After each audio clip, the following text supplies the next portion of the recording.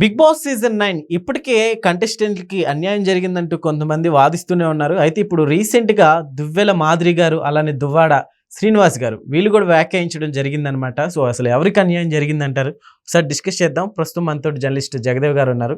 ఇంటర్వ్యూలోకి వెళ్ళిపోదాం. Hello sir. Hi Zakir. ఏంటి sir almost complete అయిపోయింది కదా! సో, ఇప్పుడు దువ్వెల మాదిరి గారు అంటే రమ్యకి అన్యాయం జరిగింది అన్నట్లు కూడా వ్యాఖ్యానించారు. ఏ విధంగా అంటారు? అంటే అలేఖ్య చిట్టి పిక్కి Yes, చాలా అవును, మీద. అలేఖ్య చిట్టి రమ్యను తర్వాత దిబ్బుల మాధురి గారు వీళ్ళందరూ 5వ వారం ఏదో వైల్డ్ కార్డ్ ఎంట్రీలో ఇచ్చారు. ఆయన తర్వాత గౌరవ్, నిఖిల్ వీళ్ళందరూ కూడా. అయితే అలేఖ్య అసలు రావడమే ఆవిడ మీద విమర్శలు చాలా ఉన్నాయి కదా. ఎట్లాంటి విమర్శలు అంటే గతంలో ఆయన పికిలు ఎక్కువ అమ్ముకుంటే ఏంటమ్మా ఎంత రేటు అని అడిగితే ఎప్పుడైనా పికిల్ ముఖం చూసావా, కొంటే కొనులు ఒక దుబ్బే అన్నట్టుగా మాట్లాడడం. తర్వాత ఇంత రేటు పెడుతున్నారు కదా, మీరు దీంతో పాటు మీరు కూడా వస్తారా అని ఒక ఔత్సాహికుడు ఎవడో కొంచెం ఓవర్ యాక్షన్ చేశాడులేండి వాడు. అలా అడగడం, వెంటనే వాడికి నోటుకొచ్చిన బూతులు తిట్టడం. అంటే ఒక సామాన్యులు అంటే సోషల్ మీడియా ఎలా అయిపోయిందంటే నలుగురు చూస్తుంటారు, ప్రతిదీ ప్రైవసీ అనేది లేకుండా పోయింది. సో అది ఒకసారి బయటికి రావడం, ఏదో అప్సెట్ అయ్యి మాట్లాడి తిట్టేశానని చెప్పి కవర్ చేయడం పెద్ద ఇష్యూ అయింది. బిగ్ బాస్ సీజన్ స్టార్ట్ అవ్వక ఒక 3 నెలల ముందు. అనుకోని విధంగానే అటువంటి అటువంటి హైలైట్ ఉండేవాళ్ళే బిగ్ బాస్కి కావాలి. అంటే ఆర్గ్యూ చేసుకుంటేనే ఒకడు నోరిచ్చుకొని పడిపోతేనే కదా ఖచ్చితంగా వాళ్ళు రేటింగ్ పెరుగుతుంది, మంచి యాడ్ ఇన్కమ్ వస్తుంది. సో అలేఖ్య చిట్టి పికిలతో పాటు ఈ దివ్యల మాధురి గారు కూడా ఎంటర్ అయ్యారు. దివ్యల మాధురి గారు కూడా ప్రతిదీ కూడా మేడం కూర్చోండి అంటే కూర్చుంటే కానీ చెప్పవా, అలా కాదు మేడం మీరు ఇలా మాట్లాడితే మీరు అలా మాట్లాడితే నేనేం చేయగలను, మేము కూడా మాట్లాడుతుంది అని మాట్లాడు అంటే ఏమంటావు, ఏం చేస్తావు నన్ను ఇట్లా ప్రతిదీ ఆర్గ్యుమెంట్లో మాట్లాడటం. అక్కడ వీళ్ళిద్దరికి ఫ్రెండ్షిప్ కుదిరింది. ఈ దివ్యల మాధురి గారికి, అలేఖ్య చిట్టి పికిల్స్ రమ్య గారికి వీళ్ళిద్దరికి ఫ్రెండ్షిప్ కుదిరితే ఇంకెలా ఉంటుంది, ఇద్దరిది అదే బాపతో. సో ఈ నేపథ్యంలో ఆవిడ తర్వాత ఎలిమినేట్ అయిపోయినప్పుడు కూడా ఆవిడ ఏం బాధపడినట్టు ఎక్కడ చూడలే. నేను అనుకున్న టార్గెట్ రీచ్ అయ్యాను, బిగ్ బాస్కి వచ్చాను. ఇప్పుడు బయటకు వెళ్ళిన తర్వాత ఎలా ఉంటుందంటే బిగ్ బాస్ కంటెస్టెంట్ అని ఒక ముద్ర, ఒక ఇమేజ్, అంతే కదా. సో ఆ ఇమేజ్ తో మరి కాస్త బిజినెస్ లో ముందుకెళ్ళాలనుకున్నదో, ఆవిడ సోషల్ మీడియాలో ఆవిడ ఫాలోవర్స్ పెంచుకోవాలనుకుందో, మొత్తానికి చాలా మంది అలాగే చేస్తారు. అంతవరకు వెళ్ళిన తర్వాత ఆ ఇమేజ్ పెంచుకోవడానికి బిగ్ బాస్ వేదికని వాడుకుంటారు.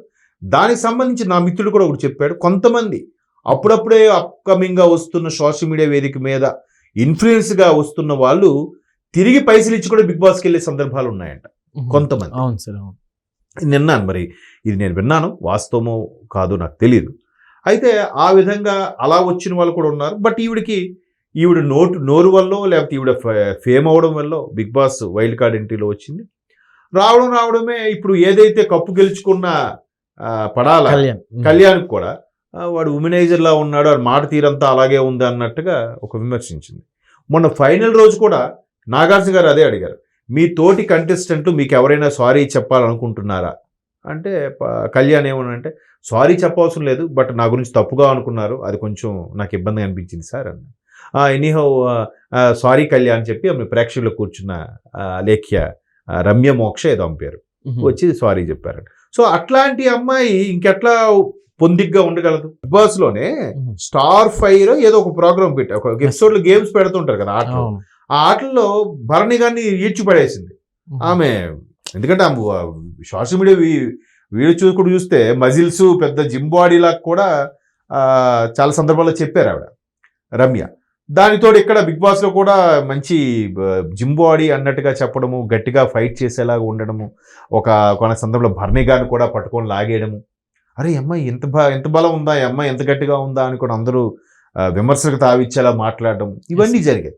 సో అలాంటివి తప్పితే వాళ్ళిద్దరూ ఒకటయ్యారు కాబట్టి ఆ అమ్మాయి ఈమెంటే నేను కొద్దిగా ఏజు, ఆ అమ్మాయి యంగ్ కాబట్టి ఆ అమ్మాయి కొద్ది రోజులు ఉంటే బాగుండేది రమ్య అనేది ఈవిడ దివ్యల మాధురి గారి యొక్క అభిప్రాయం. పైపిచ్చు దివ్యల మాధురి గారు, దువ్వాడ శ్రీనివాస్ గారు ఇద్దరు కలిసే ఇంటర్వ్యూస్ అవి ఇస్తున్నారు, ఇద్దరు కలిసే ఏంటి అదేంటి ఇదేంటి అన్నట్టుగా మాట్లాడుతున్నారు. కాబట్టి వాళ్ళు ఇప్పుడు బిగ్ బాస్లో ఎలా ఉంటుందంటే ఎవరికి నచ్చింది వాళ్ళకి జరుగుతుంది. ఇప్పుడు కళ్యాణ్ ఒక టైంలో కొంచెం రాజకీయాలు ప్లే చేశాడు. అట్ లాస్ట్ మొదటి నుంచి తనూజ అందరితో కూడా చిన్న మాట అంటే ఫీల్ అయ్యేది, చిన్న మాట అంటే ఏడ్చేది. బట్ ఫైనల్గా మెల్లగా ఆమె మాట వినేలాగా చేసుకునే కెపాసిటీ ఉన్న ఉమెన్గా తయారైంది తనూజ. బట్ ఫైనల్గా ఎవరికి ఇచ్చారు? ఇంతవరకు ఫిమేల్కి ఇవ్వలే. Yes, ఒక ఓటీటీ ప్లాట్ఫామ్ జరిగి బిగ్ బాస్కే ఫిమేల్కి ఇచ్చారు, అవును. మిగతా అన్ని మేల్సే. మరి ఫిమేల్కి ఎందుకు ఇవ్వట్లేదు? మళ్ళీ లేదు ఇక్కడ ఓటింగ్ ఉంది, ఓటింగ్ బాగుంది అనుకుంటే డిమాండ్ పవన్ కన్నా ఇమాన్యుల్కి ఓటింగ్ బాగానే ఉంది కదా. మరి టాప్ 3లో డిమాండ్ ఉన్నాడు కానీ ఇమాన్యుల్ లేడుగా.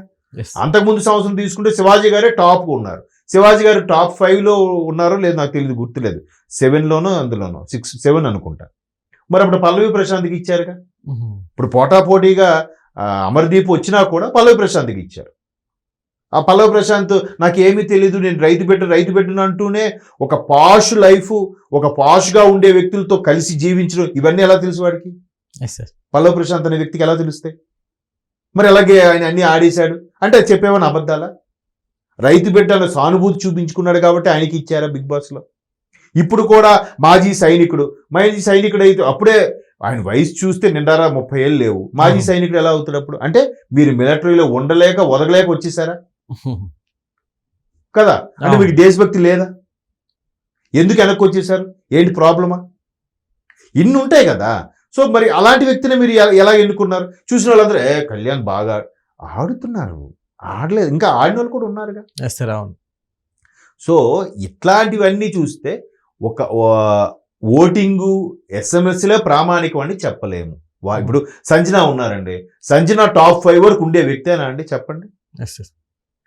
ఆమె కన్నా రీతు బాగానే ఆడింది కదా, ఆమె కన్నా ఇంకెవరు ముందు వెళ్ళిపోయారు, ఆవిడ బాగానే ఆడింది. అంటే డిజర్వ్ పర్సన్స్ లేని వాళ్ళని పెట్టారంటారా? అలా అని కాదు, అక్కడ కావాల్సింది ఏంటంటే రేటింగ్, వ్యూస్. ఎప్పుడైతే బిగ్ బాస్ 8 or 7 ఏది బాలీవుడ్లో హిందీ బిగ్ బాస్ సల్మాన్ ఖాన్ గారు చేసే గెస్ట్ చేసేది, హోస్ట్ చేసేది, దానికి ఇద్దరు కంటెస్టెంట్ సీరియల్ ఆర్టిస్టులు కొట్టుకునే వరకు వెళ్ళిపోయింది. అది ఒక్కసారిగా 30 మిలియన్లు ఎంతో చూసేసిందంట. సో ఇంక అప్పటి నుంచి బిగ్ బాస్ అంటే బనిజాయ్ టీం. ఆ బనిజాయ్ టీం కాన్సెప్ట్ ఎవరైతే ఆర్గ్యూ చేస్తారో, ఎవరైతే ఎక్కువగా వాదిస్తారో వాళ్ళు ఉంచండి, వాళ్ళు ఉంటేనే కదా రేటింగ్. సంజన గారు అన్నిటికీ మీరంతా మీ బతుకెంత అనేసి మళ్ళీ అది నా ఉద్దేశం అది కాదు సార్ సారీ సార్. నాగార్జున గారు సీరియస్ అయిపోయారు. మీరు కావాలంటే బయటకు వెళ్ళిపోవచ్చు, ఇప్పుడే డోర్స్ ఓపెన్ చేస్తారు. మీరు అన్నివన్నీ అనేస్తారు, మళ్ళీ సారీ సార్ నా ఉద్దేశం అది కాదు సార్ అనేస్తారు. ఎంతవరకు కరెక్ట్? ఆఖరికి ఇమాన్యులు మీ మమ్మీ అలా అంటుంది నువ్వేం ఖండించు అని కూడా అడిగితే ఆడు కూడా సీరియస్ అయ్యి చెప్పాడు, మీరు ప్రతిసారి నోరు జారేస్తున్నారు, మళ్ళీ ఏదో ఒకటి సారీ చెప్పేస్తున్నారు, కరెక్ట్ కాదు. మరి అలాంటి ఆవిడ ఎంతోమంది 3-4 సాక్రిఫైస్ చేస్తే కదా వచ్చింది ఆవిడ, మళ్ళీ రీఎంట్రీ ఇచ్చింది. మరి అంటే ఆవిడ 5th ప్లేస్ వరకు ఎలా ఉండగలిగింది? సో కొంత డ్రామా, కొంత ఓటింగ్, కొంత డైరెక్షన్ పార్ట్ కదా. సో మేబీ అలాంటి సందర్భం వస్తే రమ్య కొంచెం దివ్యల మాధురి గారు అన్నట్టుగా ఇంకొక 2 వారాలు ఉండేదేమో, ముందే వెళ్ళిపోకుండా. అలా అయితే నిఖిల్ కూడా ఉండాల్సిన వ్యక్తి, అప్పుడే ఎలా కదా. కాబట్టి బిగ్ బాస్ అలా పెడుతున్నాడు, మనం చూస్తున్నాం, దాని మీద మళ్ళీ మాట్లాడుకుంటున్నాం, మనమే పిచ్చోళ్ళం. Okay sir, thank you.